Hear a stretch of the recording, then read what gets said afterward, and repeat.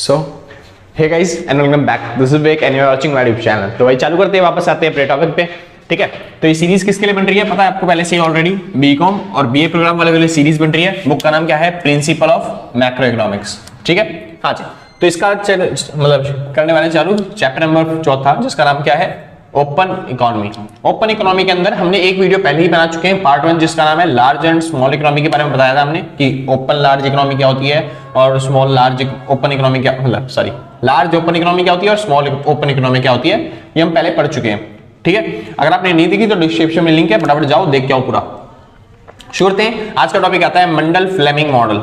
ठीक है, और मंडल फ्लेमिंग मॉडल चालू करने से पहले सर सुनिए ध्यान से, हम इसके अंदर सीखेंगे आईएस और एलएम कर्व के बारे में।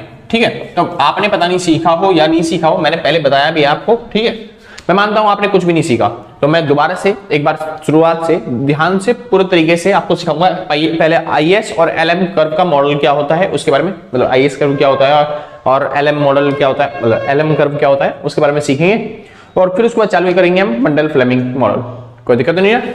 ठीक, तो शुरू करने से पहले सबसे इंपॉर्टेंट चीज, मेरे लिए भी इंपॉर्टेंट आपके लिए भी इंपॉर्टेंट है, क्या चीज कि अगर किसी को नोट्स परचेज करने हैं, टेंशन मतलब मेरी राइटिंग में नहीं है, क्योंकि मेरी राइटिंग बहुत ज्यादा गंदी है। तो अगर आप नोट्स परचेज करना चाहते हो, कंप्यूटर टाइपिंग में नोट्स मिलेंगे आप, तो इस नंबर पे कांटेक्ट करके, ये जो नंबर दे रखा है इस नंबर पे कांटेक्ट करके आप नोट्स परचेज कर सकते हो। जो भी मिनिमम अमाउंट होगा आप व्हाट्सएप पे कर देना, मतलब पेमेंट करके स्क्रीनशॉट भेज देना व्हाट्सएप पे, आपको मिल जाएंगे। ठीक है, तो अच्छा भाई ये जो नंबर है वो मैं नहीं चलाता, मेरा भाई चलाता है, तो फिर आप उससे कांटेक्ट करोगे तो फिर ज्यादा परेशान मत करना, और सर कोशिश करना कि कांटेक्ट मतलब कि व्हाट्सएप पे ही करो, कॉल वॉल ना करो तो ज्यादा दिक्कत हो जाएगी, क्योंकि हम बिजी मिलेंगे, कभी आप बिजी मिलोगे तो फिर दिक्कत होती है। तो इस वजह से आप खाली व्हाट्सएप पे करो, हम व्हाट्सएप पे रिप्लाई देंगे पूरा पूरा। ठीक है भाई, हाँ जी। तो शुरू करते हैं, वापस आते हैं अपने टॉपिक पे, और हमें सीखना है क्या आज? आईएस एलएम मॉडल, और उसके बाद चालू करेंगे मंडल फ्लेमिंग मॉडल के बारे में। तो आईएस और एलएम मॉडल के बारे में सीखने से पहले आपको पता होना चाहिए कि ये आईएस क्या होता है और ये एलएम क्या होता है। भाई ये जो पेन है ना थोड़ा खराब हो रहा है, तो समझ लेना थोड़ा सा। ठीक है, देखो कल परसों से आपकी बढ़िया पेन आ जाएगा, तो उससे साफ आएगी राइटिंग पूरी। यहाँ पे हो गया ना धीमे धीमे।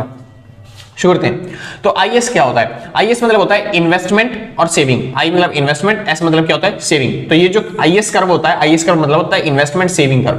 सेम इसी तरीके से एलएम क्या होता है? एलएम मतलब होता है लिक्विडिटी प्रेफरेंस मनी सप्लाई, यानी कि ये एक देश में होने वाली मनी सप्लाई को दिखाता है। सिंपल है। आईएस कर्व क्या दिखाता है? आईएस कर्व दिखाता है इन्वेस्टमेंट्स को, सेविंग्स को, यानी कि अगर क्या बोलते हैं इंटरेस्ट रेट किस हिसाब से, उस हिसाब से हमारे देश में इन्वेस्टमेंट क्या हो रही है। जैसे आपको पता है अगर इंटरेस्ट रेट कम होंगे, फॉर एग्जांपल के तौर पे अगर आप बैंक से लोन लेने जाते हो और बैंक वाले बोलते हैं इंटरेस्ट रेट बहुत कम है, मुश्किल से अगर आप 100 रुपए का लोन लेते हो तो फिर आपको मुश्किल से 1 रुपया देना पड़ेगा 1 साल में इंटरेस्ट के तौर पे, तो आप ज्यादा पैसे लोगे या फिर कम पैसे लोगे? इंटरेस्ट रेट जब कम होता है ना, यानी कि जब बैंक वाले ना के बराबर पैसे लेते हैं, तो उस टाइम पे लोग क्या लेते हैं? लोन क्या लेते हैं? ज्यादा लेते हैं, और लोन ज्यादा लेंगे तो उस पैसे आप करेंगे क्या? वो लोग करते हैं इन्वेस्टमेंट। क्या करते हैं? इन्वेस्टमेंट।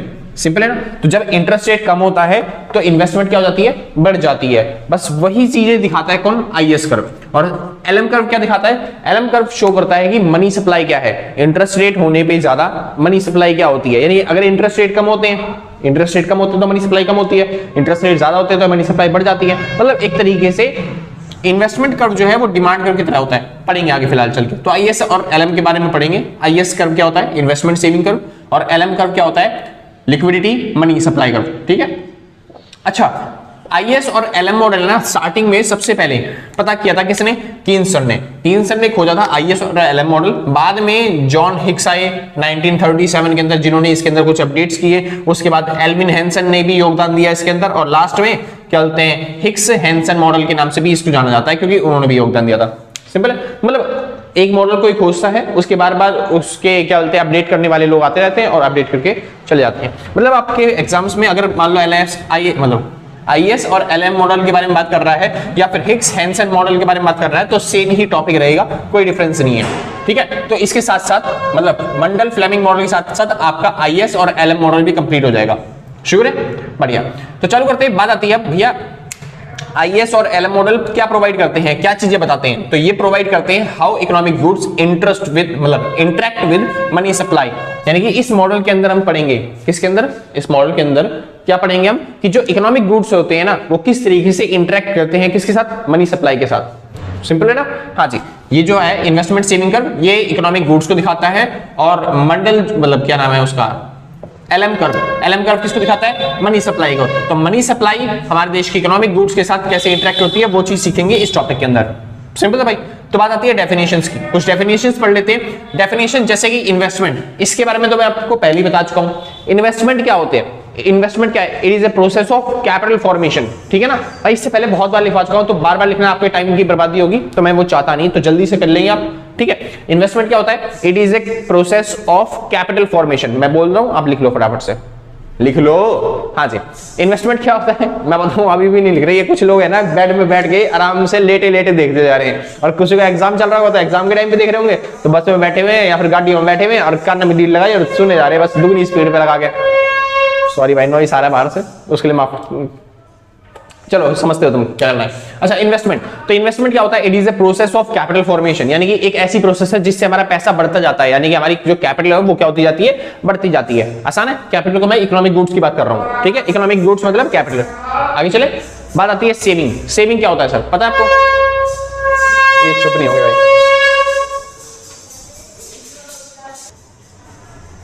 हाँ भाई, शुरू है।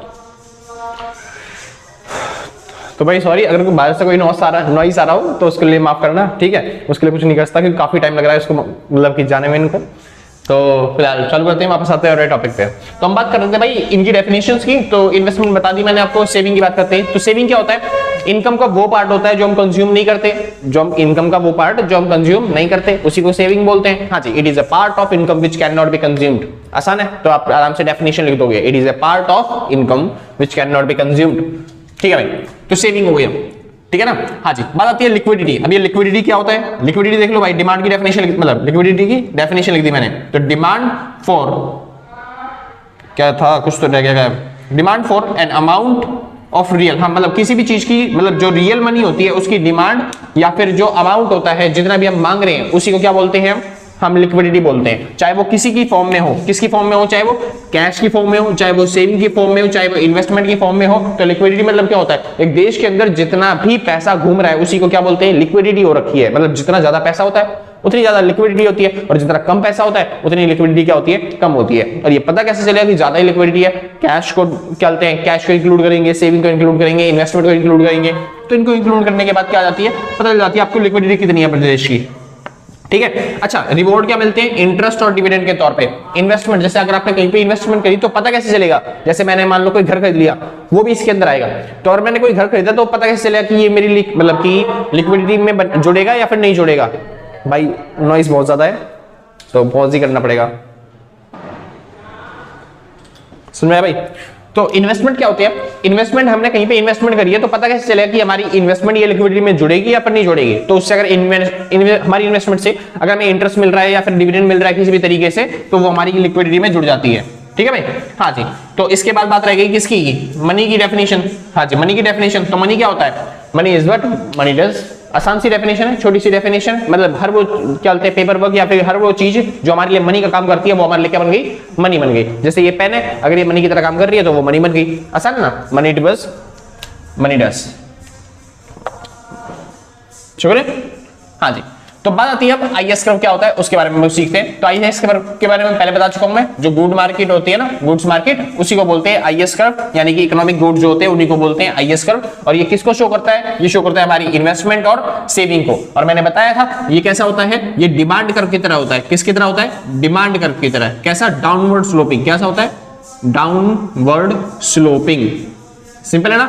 यानी कि अगर देश में इंटरेस्ट रेट बढ़ जाते हैं, बैंक वाले महंगे महंगे इंटरेस्ट रेट चार्ज कर रहे हैं, कोई लोन लेगा? नहीं लेगा। तो लोन नहीं लेंगे, क्या इन्वेस्टमेंट करेंगे? नहीं करेंगे। यानी इन्वेस्टमेंट क्या हो जाती है? कम। अगर इंटरेस्ट रेट क्या होते हैं? ज्यादा, तो इन्वेस्टमेंट क्या रहती है? कम रहती है। और जब इंटरेस्ट रेट कम हो जाते हैं तो इन्वेस्टमेंट क्या हो जाती है? हमारी बढ़ जाती है। क्योंकि अगर लोन सस्ते में मिल रहा है तो हम लोन लेके और इन्वेस्टमेंट करना चालू कर देते हैं। सिंपल है ना? वही मैं बता रहा हूं, अगर इंटरेस्ट रेट कम होते हैं तो लोग इन्वेस्टमेंट करना क्या कर देते हैं? ज्यादा कर देते हैं, यानी कार, घर, ये सब खरीदना चालू कर देते हैं। और वहीं पे अगर इंटरेस्ट रेट कम रहती है ना, मतलब वही इंटरेस्ट रेट कम करती है, तो लोग क्या करते हैं? मतलब कि इन्वेस्टमेंट ज्यादा करते हैं। क्या लोग उस टाइम पे सेविंग करेंगे? नहीं, सेविंग नहीं करते। वो कंज्यूमर गुड्स खरीदने लग जाते हैं, कार, घर, हाउस, ये सब चीजें खरीदने लग जाते हैं। यानी कि अगर इंटरेस्ट रेट कम है तो लोग क्या करते हैं? लोग इन्वेस्टमेंट करते हैं। क्या करते हैं? इन्वेस्टमेंट। और इन्वेस्टमेंट करते हैं मतलब क्या खरीदते हैं? अरे मतलब किन चीजों पे इन्वेस्टमेंट करते हैं? कंज्यूमर गुड्स पे। इंटरेस्ट रेट का अगर कम होता है तो लोग किस चीजों पे इन्वेस्टमेंट करते हैं भाई? हाँ जी, अगर इंटरेस्ट रेट कम होता है तो लोग इन्वेस्टमेंट ज्यादा करते हैं, और इन्वेस्टमेंट करते हैं किस चीजों पे, कार, घर, बंगला, इन सब पे इन्वेस्टमेंट करते हैं। और इसका अपोजिट वाइस वर्सा, यानी कि अगर इंटरेस्ट रेट क्या होगा, ज्यादा, यानी कि महंगा लोन मिल रहा होगा, तो फिर हम इन्वेस्टमेंट करने की सोचेंगे नहीं, क्योंकि हमारे पास पैसा ही महंगा नहीं आएगा, क्योंकि ब्याज ज्यादा देना पड़ेगा, उस पर इंटरेस्ट ज्यादा देना पड़ेगा। तो इस वजह से जब इंटरेस्ट रेट हाई होता है, जब रेट्स हाई होते हैं, तब इन्वेस्टमेंट क्या होती है हमारी, कम होती है। सिंपल है ना, इसको बोलते हैं आईएस कर्व, ठीक है, जो कि इन्वेस्टमेंट और सेविंग को दिखाता है। आगे चलते हैं, बात आती है एलएम कर्व। एलएम कर्व दिखाता है मतलब कि पूरी मार्केट के अंदर मनी कितना है, मतलब देश के अंदर पैसा कितना घूम रहा है। समझिए, अगर इंटरेस्ट रेट कम करेंगे, इंटरेस्ट रेट कम होने की वजह से लोग ज्यादातर लोन लेंगे। जब बैंक वाले इंटरेस्ट रेट कम कर देते हैं, जैसे अगर आप लोन लेते हो तो उस पर इंटरेस्ट चार्ज होता है ना, ठीक। अच्छा, तो अगर इंटरेस्ट रेट बैंक वाले कम कर देंगे तो फिर आप ज्यादातर लोन लोगे, और लोन लोगे तो मार्केट के अंदर पैसा आ जाता है, और जब पैसा आ जाता है तो लोग ज्यादातर केस के बारे में सोचते हैं, इन्वेस्टमेंट के बारे में। इन्वेस्टमेंट के बारे में सोचेंगे तो गवर्नमेंट को कंट्रोल करना पड़ेगा भाई, इतना सारा पैसा मनी फ्लो कंट्रोल करना पड़ेगा, तो उस टाइम पे गवर्नमेंट क्या करती है, वापस से इंटरेस्ट रेट बढ़ा देती है। सिंपल है ना, हाँ जी। सेम इसी तरीके से, यानी कि अगर देश में इन्वेस्टमेंट ज्यादा हो रही है तो गवर्नमेंट इंटरेस्ट रेट क्या कर देती है, बढ़ा देती है, और अगर देश में इन्वेस्टमेंट कम है तो लोग मतलब गवर्नमेंट इंटरेस्ट रेट क्या कर देती है, कम कर देती है। बस देश में देखा जाता है कि मनी फ्लो कितना हो रहा है, और वो कौन शो करेगा, वो शो करेगा एलएम कर्व, ठीक है। और ये बिल्कुल सप्लाई की तरह होता है, जैसे आपने सप्लाई पढ़ा है उसकी तरह, ठीक है। पॉजिटिव रिलेशन होता है इनमें, और इनमें नेगेटिव रिलेशन होता है, ठीक है। और जहां पे आईएस और एलएम कर्व इंटरसेक्ट करते हैं, उसी पॉइंट को बोलते हैं इक्विलिब्रियम। क्या बोलते हैं, इक्विलिब्रियम पॉइंट। सिंपल है ना, यहाँ पे इंटरेस्ट रेट शो करेंगे, यहाँ पे जीडीपी शो करेंगे।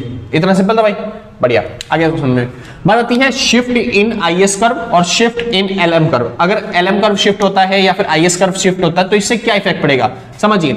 अगर मान लेते हैं एग्जांपल के तौर पे, ये रहा आईएस, मतलब ये रहा आईएस कर्व, और ये रहा एलएम कर्व, और ये रहा पॉइंट इक्विलिब्रियम का, ठीक है। और ये शिफ्ट कर रहा है आईएस कर्व, कौन सा कर्व, ये वाला, और शिफ्ट हो रहा है तो कहां पे जा रहा है, राइट में। तो देखो मैंने राइट में उसे शिफ्ट कर दिया, इससे इक्विलिब्रियम पे क्या इफेक्ट पड़ेगा, इक्विलिब्रियम अब यहां से हटके कहां पे आ गया, इस जगह पे आ गया, ये बन गया इक्विलिब्रियम का पॉइंट। तो इससे क्या इफेक्ट पड़ा, इंटरेस्ट रेट जो पहले ये थे अब वो बढ़ के ये हो जाएंगे, यानी इंटरेस्ट रेट बढ़ जाएगा, वही मैंने लिखा है रेट्स बढ़ जाएंगे।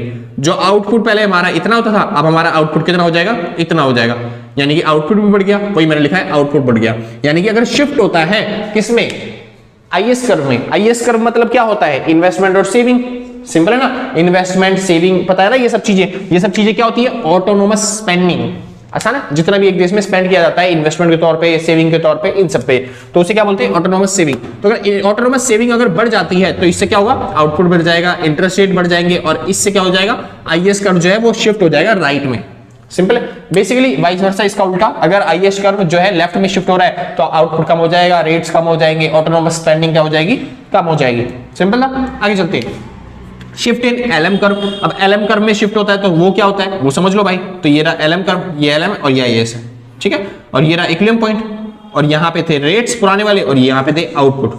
अब समझिए, अब एलएम कर्व क्या हो रहा है, बढ़ रहा है। अब एलएम कर्व बढ़ा देते हैं तो एलएम वहां से बढ़ के राइट में चला गया, यानी एलएम 1 हो गया, ठीक है। तो एलएम कर्व ये बढ़ गया वहां पे, ठीक है भाई। अब इससे क्या होगा, इक्विलिब्रियम यहाँ पे पहुंच गया, ये रहा इक्विलिब्रियम, तो इससे क्या हो गया, रेट्स जो थे वो कम हो गए, रेट्स क्या हो गए, कम, और आउटपुट क्या हो गया, बढ़ गया। तो मैंने वही लिखा हुआ है, रेट्स कम हो जाएंगे और आउटपुट क्या हो जाएगा, बढ़ जाएगा। जब देश में क्या हो जाए, मनी सप्लाई बढ़ जाए। मनी सप्लाई बढ़ना मतलब एलएम बढ़ना। एलएम मतलब बताया था ना, एलएम क्या होता है, मनी सप्लाई होता है। तो मनी सप्लाई अगर बढ़ जाती है, एलएम अगर बढ़ जाता है तो रेट्स कम हो जाएंगे, आउटपुट बढ़ जाएगा। कब, और इससे होगा एलएम में राइटवर्ड शिफ्ट। इतना सिंपल है ना, वाइस वर्सा। जब वो लेफ्टवर्ड शिफ्ट होगा तो रेट्स क्या हो जाएंगे, बढ़ जाएंगे, और आउटपुट क्या हो जाएगा, कम हो जाएगा। इतना समझ आ गया, हाँ जी। तो इस तरीके से आप मतलब इसको बोलते हैं आईएस और एलएम मॉडल, जिससे हम इकोनॉमी का इक्विलिब्रियम बताते हैं इन्वेस्टमेंट और सेविंग के बात पे, ठीक है। हाँ जी, अब चालू करते हैं। अब आता है मंडल फ्लेमिंग, थोड़ा सा इसी का एक्सटेंशन है, यानी कि इसको लार्ज स्केल पे लेके चलेंगे, मतलब लार्ज स्केल पे नहीं। ये जो है ना, ये तब काम करता है जब क्लोज्ड इकोनॉमी हो। कौन सी इकोनॉमी हो, क्लोज्ड इकोनॉमी।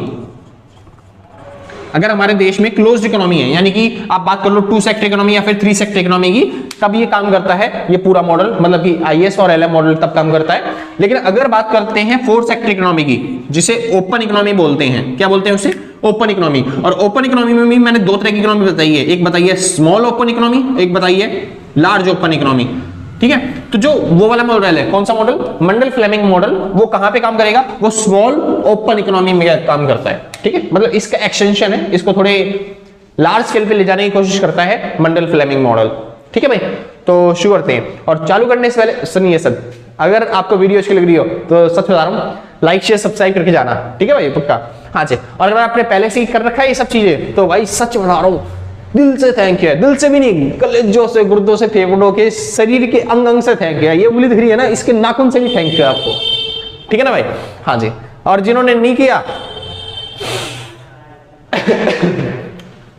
कर दो यार, कोई नहीं, चलो ठीक है, बाद में कर दियो आराम से, कोई आफत नहीं आ रही है। हम भी यही हैं, आप भी हैं, जब मन करे तब कर दियो, ठीक है। तो शुरू करते हैं आपका अगला टॉपिक। तो क्या नाम है उसका, मंडल फ्लेमिंग मॉडल, ठीक है। हाँ जी, बस ये नॉइस कैंसिलेशन कुछ करना पड़ता है यार ये। Hey guys and welcome back, this is Vivek and you are watching my YouTube channel। तो भाई चालू करते हैं, वापस से आते हैं अपने टॉपिक पे, ठीक है। तो ये सीरीज बनती है किसके लिए, बीकॉम और बीए प्रोग्राम के बच्चों के लिए, जिसकी जेनरिक इलेक्टिव वाली बुक है ना सेमेस्टर 6 में। हाँ जी वही, अरे मतलब कोई टेंशन मत लो, प्रिंसिपल ऑफ मैक्रो इकोनॉमिक्स वाली बुक है जिसकी, उसके लिए सीरीज बन रही है, जिसके लिए हम चौथा चैप्टर आज करने वाले हैं और चौथे चैप्टर का पार्ट 2 है ये, ठीक है। हाँ जी, इसलिए हमने चौथा चैप्टर आपका ओपन इकोनॉमी वाला, लार्ज और स्मॉल इकोनॉमी का पहले वीडियो बना के डाल चुके हैं। अब ये है मंडल फ्लेमिंग मॉडल, ठीक है। एक सेकंड वेट, शायद ये तो दूसरी वाली वीडियो का आधा पार्ट है ना, चलो मैं भूल गया था, कोई नहीं, दोबारा बता दिया, ठीक है। तो इस बार हमने सीखना है मंडल फ्लेमिंग मॉडल, क्योंकि भाई बात क्या है ना, ये अगले दिन शूट हो रहा है, तो फिर इस वजह से मेरे को याद नहीं था, पिछले मैंने बोल चुका हूँ, देखूंगा एडिटिंग में काट दूंगा, कट जाएगा तो वापस आते हैं। अब आता है मंडल फ्लेमिंग मॉडल, ठीक है। तो आई होप आपने IAS LM मॉडल सब चीज सीख ली होगी, ठीक है। तो थोड़ा सा एक्सप्लेन करने के लिए थोड़ी सी चीज बता दूं, इसको बोलते हैं IS कर्व, क्या बोलते हैं इसे, IS कर्व, इसे बोलते हैं LM कर्व, इसे क्या बोलते हैं, LM कर्व। आप समझिए, IS कर्व ना बिल्कुल ही डिमांड कर्व की तरह है, जैसे आपने बचपन में डिमांड कर्व पढ़ा था ना, बिल्कुल सेम उसी तरीके से। और LM कर्व बिल्कुल सप्लाई कर्व की तरह है, जैसे आपने बचपन में सप्लाई कर्व पढ़ा था, सिंपल इसी तरीके से। और मैं मानता हूं कि आप अनपढ़ जाहिल गवार हो, ठीक है, आप फद्दू इंसान हो, आपको कुछ भी नहीं पता, आपने कुछ भी याद नहीं है कि क्या पढ़ा था आपने बचपन में, बस ये तो पता होगा कि डिमांड और सप्लाई क्या होता है और किस तरीके से रिएक्ट करते हैं। आपको नहीं पता IS क्या होता है, आपको नहीं पता LM कर्व क्या होता है, तो मैं इसी तरीके से समझाऊंगा जैसे ये डिमांड है और ये सप्लाई कर्व है, ठीक है। बस अब ये डिमांड है तो किस चीज की डिमांड, ये मान के चलो कि ये ना हम डिमांड कर रहे हैं डॉलर्स की, किसकी डिमांड कर रहे हैं, डॉलर्स की। और ये जो सप्लाई है ये किसकी सप्लाई है, डॉलर्स की, यानी कि फॉरेन करेंसी की डिमांड कर रहे हैं, और फॉरेन करेंसी की क्या है, ये सप्लाई को दिखा रहा है। सिंपल है ना, यानी हमारे देश में विदेशी मुद्रा की डिमांड कितनी की जा रही है उसको शो कर रहा है IS कर्व, हमारे देश में विदेशी मुद्रा की सप्लाई कितनी की जा रही है उसको शो कर रहा है LM कर्व। एक्सप्लेन करने के लिए, समझाने के लिए बता रहा हूं बस खाली है, ठीक है ना, ताकि आपको बाकी जो कंसेप्ट है मतलब मंडल फ्लेमिंग मॉडल का वो आपको समझ में आ जाए, सिंपल था इतना। हाँ जी, तो अब भैया चालू करते हैं टॉपिक अपना, और हमें टॉपिक में सीखना क्या है, सुनिए। अच्छा हाँ, एक चीज बताना भूल गया, आपको पता है मैंने डिमांड बताया था किसको, DMAND, डिमांड कर्व कौन सा है हमारा, IS कर्व, और सप्लाई कर्व कौन सा है, LM कर्व। सिंपल है ना, ठीक। अच्छा एक चीज बताइए, आप एक प्रोड्यूसर हो और आप किसको कंट्रोल कर सकते हो, डिमांड को या सप्लाई को। भाई हम प्रोड्यूसर हैं, हम माल बनाते हैं, तो हम किसको कंट्रोल कर पाएंगे, हम किसी भी चीज की सप्लाई को कंट्रोल कर पाएंगे, क्योंकि जो डिमांड होती है वो हमारे कंट्रोल में होती है, डिमांड तो जनता करती है ना किसी भी चीज की। सेम उसी तरीके से एक बड़ी इकोनॉमी है, लार्ज स्केल की इकोनॉमी है, तो हम कंट्रोल किसको कर सकते हैं, हम सप्लाई को कंट्रोल कर सकते हैं, डिमांड को कंट्रोल नहीं किया जा सकता। सिंपल है, क्योंकि डिमांड कौन करता है, हमारे देश की इकोनॉमी करती है, बहुत सारे लोग करते हैं, और बहुत सारे लोगों को कंट्रोल करना बहुत मुश्किल होता है। हाँ, केवल एक तरीका है कंट्रोल करने का, अगर गवर्नमेंट चाहे तो उसको कंट्रोल कर सकती है, आगे चर्चा करेंगे इसके बारे में बाद में, ठीक है। तो गवर्नमेंट चाहे तो डिमांड को कंट्रोल कर सकती है किसी भी चीज की, सिंपल, ठीक। तो शुरू करते हैं, मेन चीज जो समझाने वाली है टॉपिक शुरू करने से पहले वो समझिए। हाँ, तो यहाँ पे मंडल फ्लेमिंग मॉडल जो है ना, अलग अलग लोगों ने अपनी अलग अलग थ्योरी दी है, तो मैं दो तरीके से बताऊंगा, दो कि आपके सिलेबस में बस इतना ही इंपॉर्टेंट है। तो मंडल फ्लेमिंग मॉडल दो तरीके से काम करेगी, एक तो होगी फिक्स्ड एक्सचेंज रेट पे, जहां पे एक्सचेंज रेट क्या होती है, फिक्स, एक ऐसा देश, एक ऐसी इकोनॉमी जहां पे एक्सचेंज रेट क्या हो रही है, फिक्स। और दूसरा फ्लेक्सिबल एक्सचेंज रेट,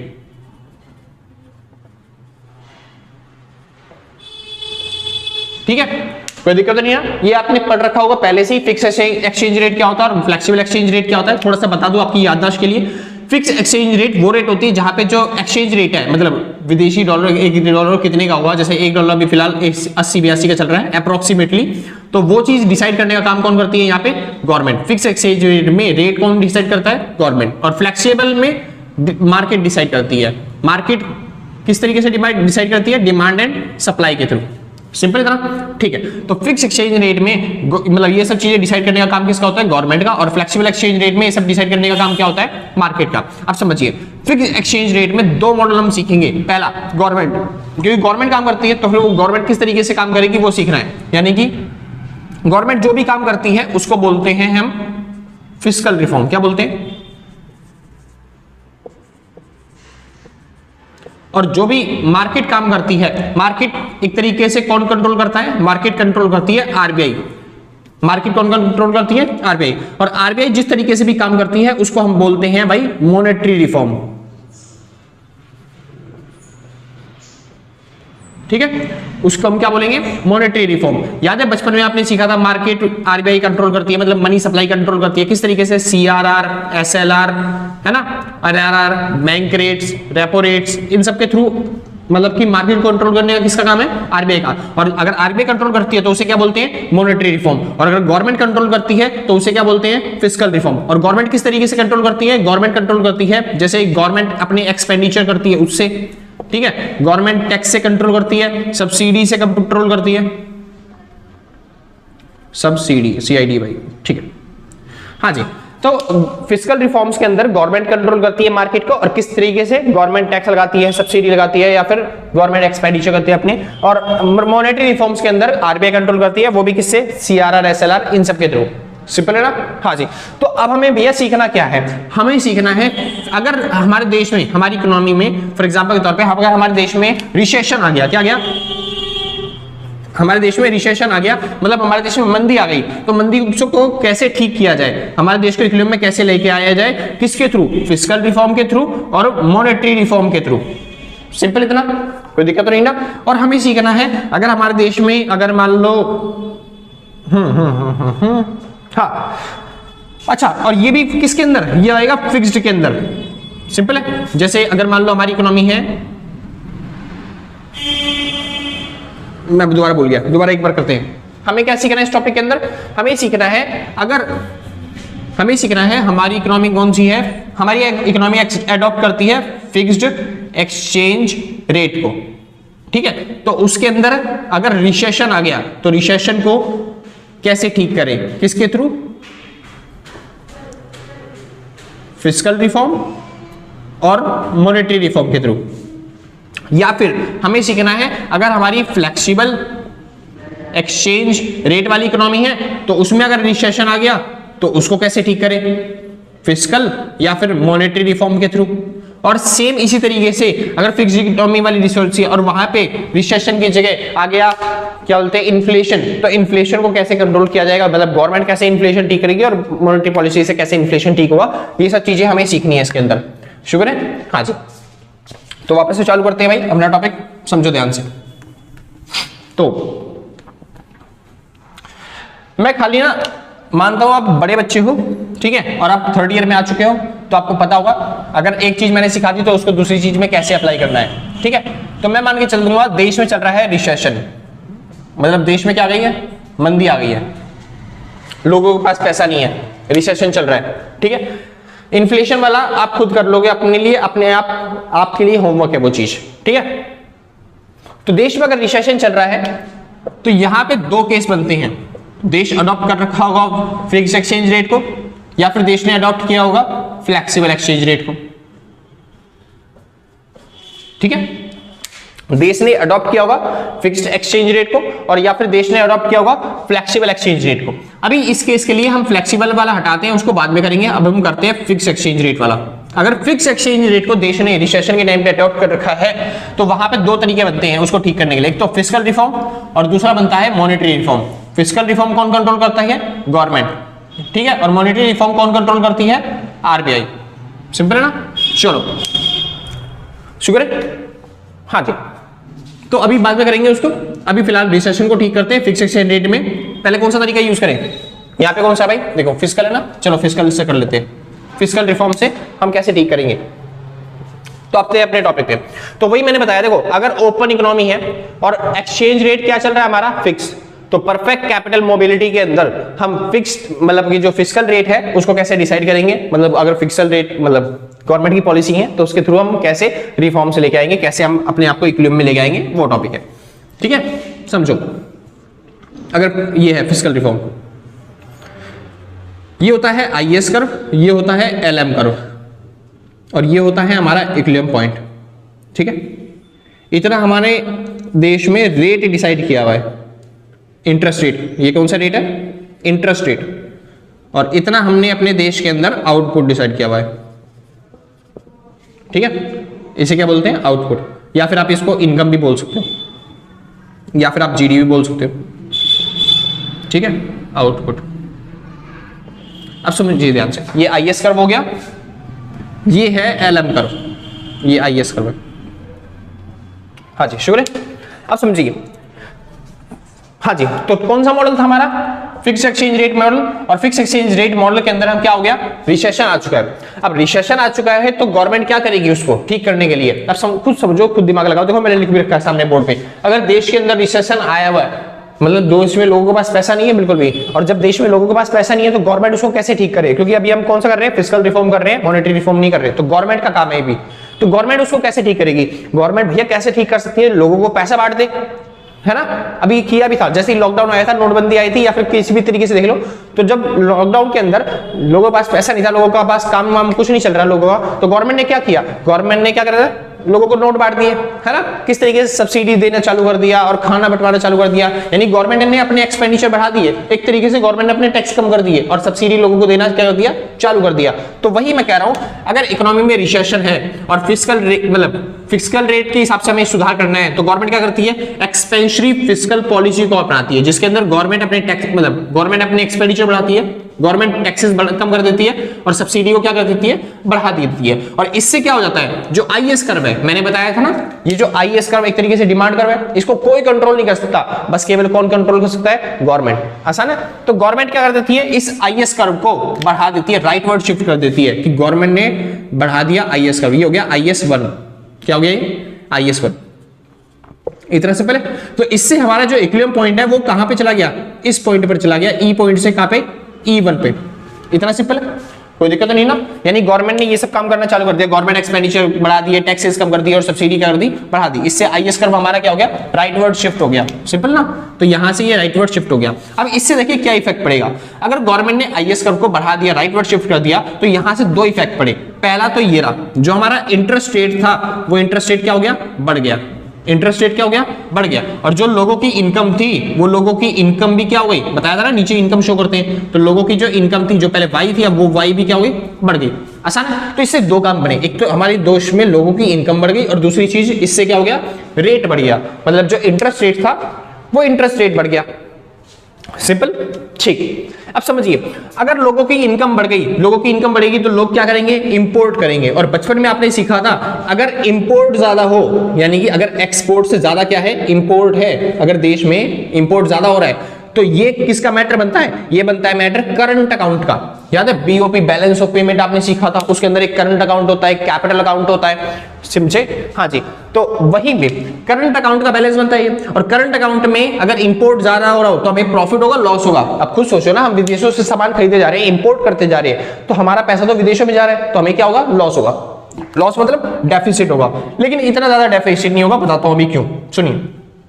दूसरा केस, तो पहली चीज हम आ गए डेफिसिट पे कि करंट अकाउंट में हमें लॉस हो रहा है, ठीक है।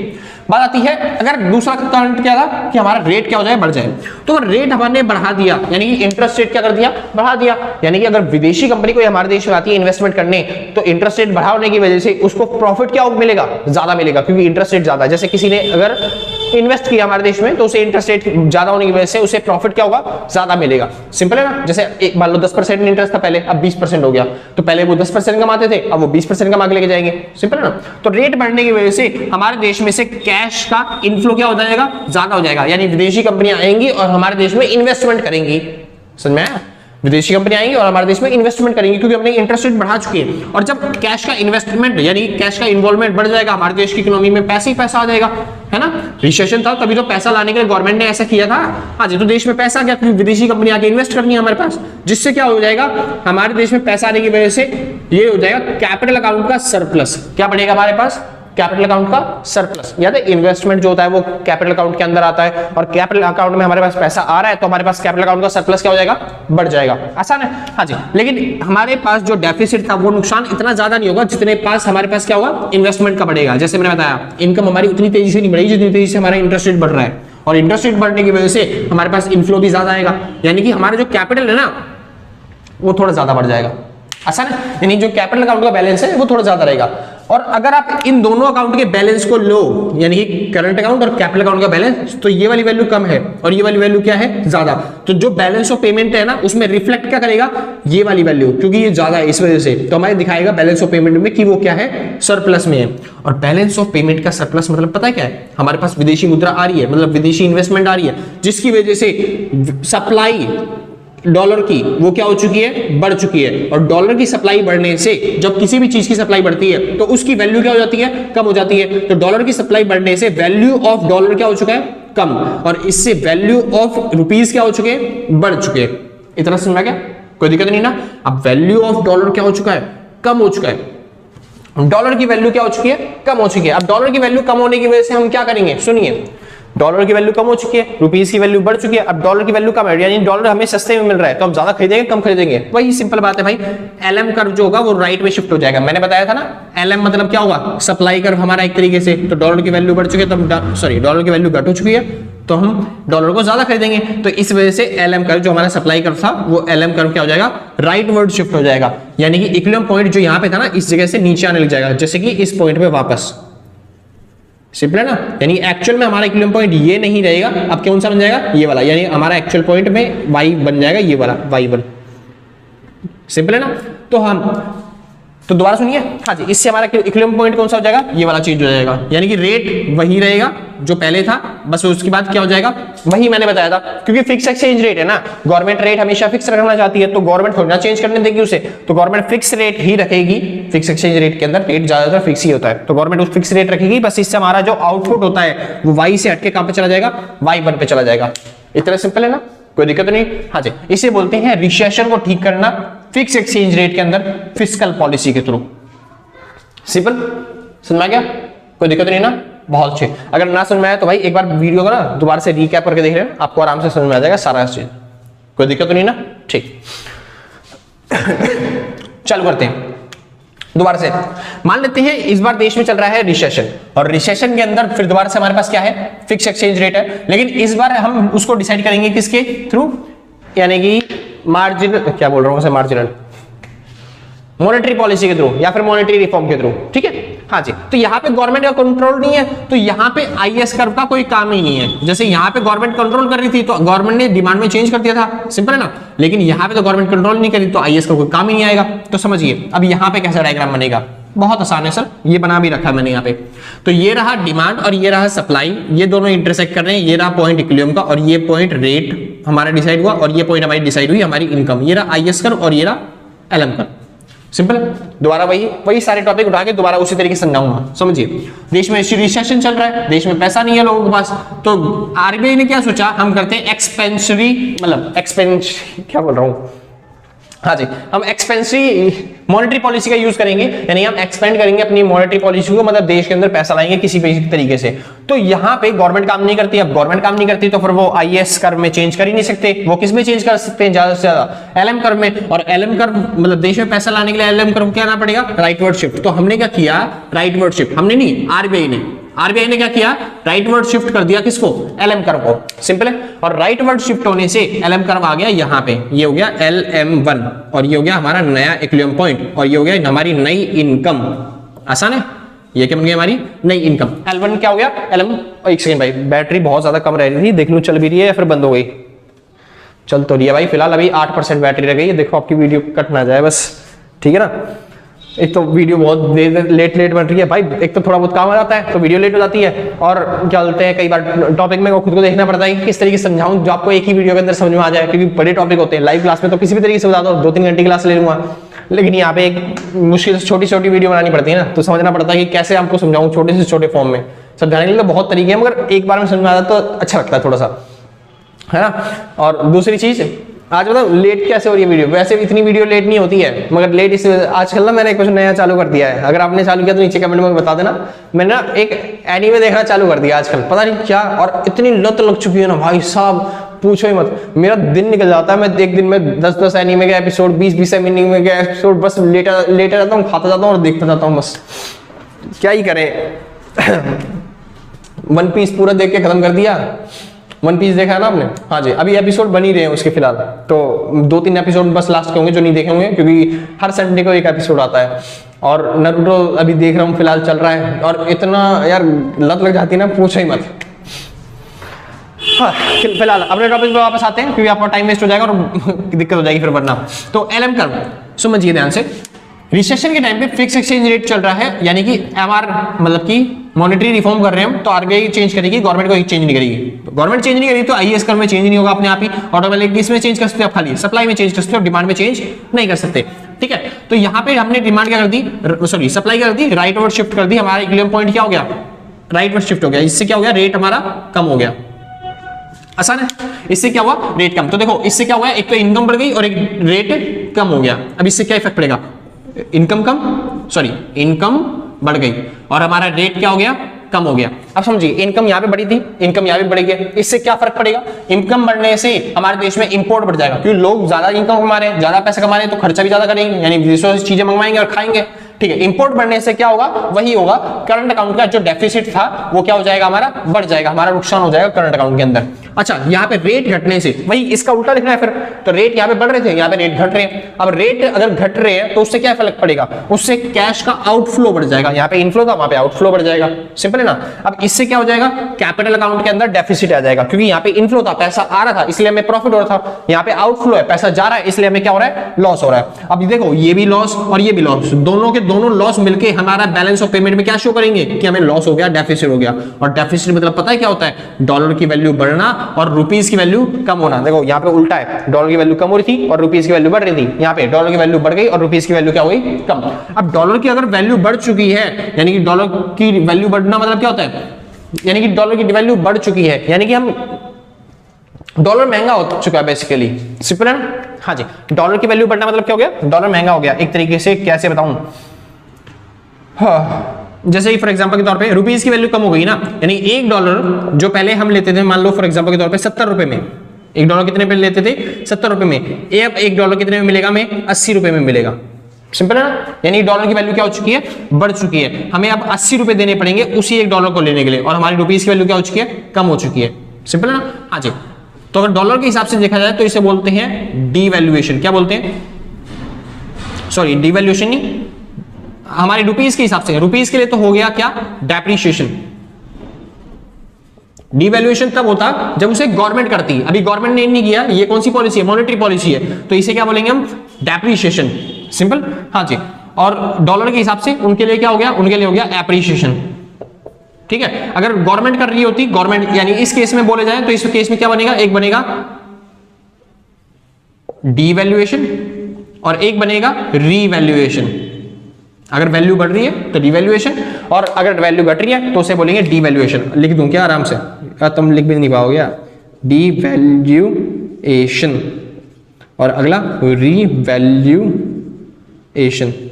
अगर भाई किसी को देखने में डाउट हो रहा हो ना, तो एक बार स्क्रीन मतलब बढ़िया क्वालिटी करके स्क्रीनशॉट ले लेना, ताकि आपकी नेट वेट कम लगे। और जिसके पास वाईफाई लगा हुआ है तो बहुत अच्छी बात है, एक तो वाईफाई नहीं है ना, मेरे 2-3 दिन का नेट चला जाता है पूरी वीडियो अपलोड करने में, शुक्र करते हैं फिलहाल। तो इससे क्या होगा, राइट वर्ड शिफ्ट हो गया वो, और राइट वर्ड शिफ्ट होने की वजह से मतलब कि अच्छा यहाँ पे था, तो वैल्यू क्या होगी, डॉलर की वैल्यू बढ़ चुकी है, और डॉलर की वैल्यू बढ़ने से क्या होगा, मतलब डॉलर की वैल्यू बढ़ चुकी है मतलब हमारे पास डॉलर की सप्लाई क्या हो जाएगी, बढ़ेगी घटेगी, घट जाएगी सप्लाई, क्योंकि डॉलर महंगा हो चुका है, हम ज्यादा खरीद नहीं पाएंगे, तो इस वजह से डॉलर की सप्लाई क्या हो जाएगी, कम। यानी सप्लाई कम हो रही है तो सप्लाई वापस वहीं पे आ जाएगी जहां पे पहले सप्लाई थी। ठीक है, तो हमारा नया इक्विलिब्रियम पॉइंट भी वही बन जाएगा, यहां से हटके, तो ये हमारा नया इक्विलिब्रियम नहीं है, वही वाला हमारा नया इक्विलिब्रियम रहेगा, वही सब चीजें रहेंगी। मतलब मार्केट इस तरीके से डिसाइड कर लेती है अपने आप को ही, ठीक है ना, कोई दिक्कत तो नहीं, बहुत अच्छे। बस यही टॉपिक था और यहां पे खत्म होता है। अच्छा, बात आती है फ्लेक्सिबल रेट के अंदर। कौन से रेट के अंदर, फ्लेक्सिबल रेट के अंदर। तो फ्लेक्सिबल रेट के अंदर भी सिखाएंगे क्या, देखो वही डायग्राम है जो वो था, ठीक है, और उसके अलावा कुछ नहीं है। अब बताएगी फ्लेक्सिबल रेट के अंदर क्या चीजें होती हैं, बस वो सीख लेते हैं और उसके बाद टॉपिक खत्म। अच्छा भाई, जिसको नोट करना है फटाफट से नोट करो, देख लेते हो। ठीक है, बैठ गया। जिसको नोट करना है फटाफट से स्क्रीनशॉट ले लो, नोट कर लो, जो भी आपका काम है वो करिए फटाफट से, क्योंकि बैटरी आ गई 6%। जल्दी जल्दी खत्म करते हैं। बस ये लास्ट टॉपिक रह गया, फ्लेक्सिबल एक्सचेंज रेट के अंदर गवर्नमेंट कैसे डिसाइड करेंगी। वही टॉपिक है भाई जैसे तुमने उसमें सीखा ना, बस उसको घुमाना है, लेकिन ऐसे नहीं, सिंपल तरीके से नहीं, बहुत अच्छे तरीके से। सुनिए, यहां पे चलते हैं। तो अब मान लेते हैं हम फ्लेक्सिबल एक्सचेंज रेट है, ठीक है। तो इसके अंदर दो पॉलिसी फिर से, फिस्कल पॉलिसी और मॉनेटरी पॉलिसी। थोड़ा सा अलग है डायग्राम, देख लेना ध्यान से इस बार। ये रहा आईएस कर्व, ये रहा एलएम कर्व, और ये रहा कौन सा पॉइंट, इक्विलिब्रियम पॉइंट, ठीक है ना। हाँ भाई, तो शुरू करते हैं। ये रहा हमारा रेट और ये रहा हमारी इनकम, ये इंटरेस्ट रेट। कौन सी पॉलिसी कर रहे हैं हम कर रहे हैं फिस्कल पॉलिसी, और फिस्कल पॉलिसी में गवर्नमेंट कंट्रोल कर सकती है चीजों को, यानी गवर्नमेंट आईएस कर्व को कंट्रोल कर सकती है। अब हम क्या कर रहे हैं, रिसेशन, देश में मंदी है, देश में मंदी है मतलब लोगों के पास पैसा नहीं है, तो गवर्नमेंट क्या करेगी, समझो ना। ये रहा रिसेशन, देश में पैसा नहीं है तो गवर्नमेंट क्या चाहती है, गवर्नमेंट चाहती है आईसीएस कर्व को राइटवर्ड शिफ्ट करना, तो गवर्नमेंट ने वही किया, आईएस कर्व को क्या कर दिया, राइटवर्ड शिफ्ट कर दिया, ठीक है ना भाई। तो ये हो गया इक्विलिब्रियम पॉइंट पे, यहाँ पे आईएस कर्व राइटवर्ड शिफ्ट हो गया, सिंपल था इतना। हाँ जी, लेकिन अब दिक्कत वाली बात क्या है, ये है flexible exchange rate. Flexible exchange rate मतलब कि गवर्नमेंट, यानी कि यहां पे डिमांड और सप्लाई दोनों ही बराबर तरीके से काम करती है, दोनों ही बराबर तरीके से काम करती है। मतलब यहां पे ऐसा नहीं होगा कि भाई यहां पे डिमांड को कंट्रोल नहीं कर सकते, क्योंकि पिछले वाला था ना फिक्स एक्सचेंज रेट था, वहां पे डिमांड कंट्रोल नहीं कर सकते थे। वहां पे इस चीजों को, डॉलर को कौन सप्लाई करता है, गवर्नमेंट ही सप्लाई करती है, गवर्नमेंट ही डिसाइड करती है वहां पे। लेकिन यहाँ पे तो डिमांड और सप्लाई करते हैं कंट्रोल काम, ठीक है ना। तो यहाँ पे वही सिंपल बात है, तो यहाँ पे डिमांड सप्लाई हम भी कंट्रोल कर सकते हैं। तो यहाँ पे हम क्या हो गई है, अब डिमांड बढ़ चुकी है, क्या हो चुकी है, फ्लेक्सिबल रेट के अंदर डिमांड बढ़ चुकी है। मतलब यही सारा टॉपिक लिख के आपको वापस में, लेकिन लास्ट में क्या कर देना है कि आईएस कर्व क्या हो जाएगा आपका, वापस आ जाएगा, यानी कि इक्विलिब्रियम पॉइंट आपका वही रह जाएगा यहां से हटके। ये जो आपका इक्विलिब्रियम पॉइंट हमने बताया था कि वाई से वाई वन हो गया और ये चीज रेट ऑफ इंटरेस्ट बढ़ गया, मतलब सेम यही वाला टॉपिक रहेगा, बस आईएस कर्व क्या हो जाएगा, मतलब इस आईएस कर्व के हिसाब से आपको ये वाला डायग्राम बनाना है। सिंपल भाषा में अगर बात कराऊं, अच्छा, और इस वाले में ये वाला डायग्राम बनेगा, सुनिए। ये रहा डिमांड और सप्लाई, ये रहा आईएस कर्व और ये रहा एलएम कर्व। भाई इतना मेरे को लग रहा है कि मैं समझा पाऊंगा पूरा पूरा, क्योंकि बैटरी बहुत कम रह गई है, कभी भी वीडियो बंद हो सकती है, तो इतने पे खत्म करते हैं, ठीक है। अगर आपको सच में सीखना है दोबारा से, मतलब एक तो आप पुरानी वीडियो देख रहे ना, आप मतलब कि मतलब दोबारा बैक करके देख रहे ना आराम से, वो वीडियो समझ, अगर ये समझ में आ गया ना तो वो तो आराम से हो जाएंगे आपसे, ठीक है। मॉनेटरी पॉलिसी में इसमें क्या होगा, हाँ जी, तो इसमें क्या था, रिसेशन के टाइम पे इन्होंने कंट्रोल किया था, और कहां आ गया वो, हाँ ठीक है। तो इसके टाइम पे मॉनेटरी पॉलिसी के अंदर राइटवर्ड शिफ्ट हो जाएगा। मेन रिसेशन है भाई, रिसेशन मतलब होता है आईएस कर्व राइटवर्ड शिफ्ट होना, और आईएस कर्व राइटवर्ड शिफ्ट हुआ तो हमारा इक्विलिब्रियम पॉइंट यहां से यहां पे पहुंचा, ये हो गया E1, रेट हमारे बढ़ गए, रेट हमारे बढ़ गए, मतलब R से R1 हो गए, और Y से कितने हो गए, Y1 हो गए। अब इसके बाद क्या हो गया, मॉनेटरी पॉलिसी, मतलब फ्लेक्सिबल के अंदर मॉनेटरी पॉलिसी है, मतलब कि मतलब कि मार्केट पे डिसाइड करती है सब चीजें, ठीक है। तो हम क्या करेंगे, मार्केट सप्लाई बढ़ा देगी, और सप्लाई बढ़ाने से एलएम कर्व जो होता है वो एलएम से LM1 पे चला जाएगा, ठीक है। तो यानी हमारा एक्चुअल में इक्विलिब्रियम ये वाला पॉइंट आ जाएगा, ये हमारा बनेगा एक्चुअल इक्विलिब्रियम, ये वाला नहीं रहेगा पुराना वाला, ये वाला नहीं रहेगा, ये बनेगा हमारा एक्चुअल इक्विलिब्रियम। मतलब रेट पे कोई डिसाइड नहीं होगा, रेट तो वही रहेगा फिक्स जो है पहले वाला ही, बस हमारा जो इनकम था वो इनकम आउटपुट क्या हो जाएगा, हमारा बढ़ जाएगा। मतलब सिंपल बात, जो यहाँ पे फिस्कल पॉलिसी होती है फिक्स एक्सचेंज रेट में, वही डायग्राम बन जाता है मॉनेटरी पॉलिसी के अंदर जब हम फ्लेक्सिबल एक्सचेंज रेट पे जाते हैं, ठीक है। और जब हम यहाँ पे मॉनेटरी पॉलिसी पढ़ रहे होते हैं तो वही डायग्राम बन जाता है फिस्कल पॉलिसी का, जब हम किस पे जाते हैं, फ्लेक्सिबल एक्सचेंज रेट पे जाते हैं, ठीक है। मतलब कि फिक्स एक्सचेंज रेट होगा तो डायग्राम ऐसे वाले रहते हैं, कौन से वाले, इसमें बताऊं क्या, बना देता हूं यहाँ पे थोड़ा सा, ठीक है, ध्यान से। और ये रहा, ये रहा, ये रहा इक्विलिब्रियम पॉइंट दोनों का, ये E और ये E1, Y1, ठीक है। तो पहले हम ऊपर गए फिर इधर गए, ठीक है। ये रहा IS, ये IS1, ये LM, ये LM1, ठीक है भाई, हाँ जी। तो मेरे हिसाब से भाई मैंने बहुत समझा दिया, क्योंकि ये चीज बहुत ज्यादा थी, तो आप इसको समझ जाते हो तो वो अपने आप ही आ जाएगा, इतने तो बड़े हो चुके हो, थर्ड ईयर में आ चुके हो। अगर फिर भी आपको लगता है मेरे को डाउट है तो भैया बता देना, मैं आपको बता दूंगा फिर दोबारा से फ्लेक्सिबल एक्सचेंज रेट वाले कैसे बनेंगे, ठीक है, अलग से वीडियो बना के उस पर, ठीक है। मेरे हिसाब से आ जाना चाहिए यार, इतने पे खुद मेहनत कर लो थोड़ी सी। और एक चीज कहूं क्या, थोड़ा सा ना बुक में से पढ़ो यार, क्योंकि जब आप बुक में से पढ़ोगे ना तो आपको लगेगा कि भैया कुछ ना टॉपिक अलग से है, कुछ टॉपिक अलग से है, तो फिर आप सोचोगे भैया इसमें डाउट है, तो फिर आप डाउट्स पूछोगे, आप पूछोगे क्या बोलते हैं कमेंट में आके कि भैया ये चीज कैसे होगी, ये बार समझा दो। और इससे हमको भी हेल्प मिलेगी कि आपको क्या चीज समझ में नहीं आ रही, हम क्या और समझाएं आपको, क्या और किस चीज की और वीडियो बनाएं, ठीक है ना। हाँ जी, तो एक बार खुद कोशिश करो, डाउट्स जो है ना वो डाउट्स पूछा करो नीचे कमेंट्स में। तो फिलहाल इतना समझा क्या। हाँ, अगर आपको जल्दी से लगता है कि कमेंट का रिप्लाई नहीं आता तो मैंने डिस्क्रिप्शन में इंस्टाग्राम का लिंक भी दे रखा है, आप वहां पे आके पर्सनल चैट कर सकते हो, कोई टेंशन वाली बात नहीं है, मैं ही मिलूंगा, ठीक है ना। विवेक मिश्रा इकोनॉमिक्स वाली हमारी जो यूट्यूब चैनल है उसके हर डिस्क्रिप्शन में मैंने आपको दे रखा है अपने इंस्टाग्राम का लिंक। और इंस्टाग्राम वैसे ही बता दूं, लो जी, विवेक मिश्रा .official, ठीक है। और आपसे एक रिक्वेस्ट है, जब आपका एग्जाम हो जाए ना तो आप ना एक क्वेश्चन पेपर सेंड कर देना, क्या भेज देना, क्वेश्चन पेपर, ताकि आने वाले बच्चों के लिए मैं उसमें से पढ़ा के बढ़िया बढ़िया कंटेंट प्रोवाइड कर सकूं, ठीक है। तो हाँ भाई, तो हाँ भाई, अभी देखा बस 2% बैटरी रह गई और वीडियो अपने आप पॉज हो गई थी, पता नहीं किस तरीके से, और क्वालिटी बहुत ज्यादा गंदी आ रही है, तो सॉरी उसके लिए। ये हमारी ईमेल आईडी दे रखी थी मैंने कि भाई अगर आपको कोई डाउट्स हो या फिर कोई मतलब डाउट्स हो तो इस नंबर पे, मतलब इस नंबर कह रहा हूँ, उस पर आना इंस्टाग्राम पे और इस आईडी पे। और अगर आपको कोई पेपर भेज रहा है तो वो ये ईमेल आईडी हमारी vivekeconomics1@gmail.com, ठीक है ना।